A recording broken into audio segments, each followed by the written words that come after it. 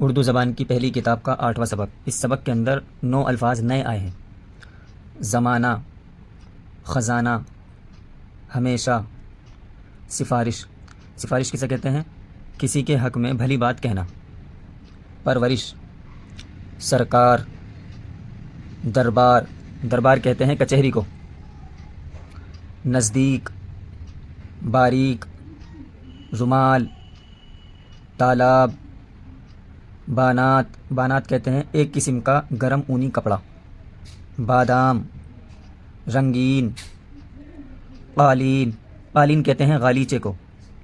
خواہش، خوراک، فہرست۔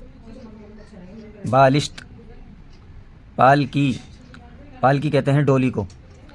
مضبوط، مقدور۔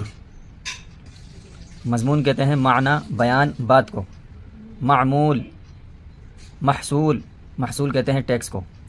مدرسہ، محکمہ۔ محکمہ کہتے ہیں عدالت کو، کچہری کو۔ مرتبہ، مقبرہ۔ مقبرہ کہتے ہیں قبرستان کو۔ حوصلہ، فیصلہ، فاصلہ، قاعدہ، فائدہ۔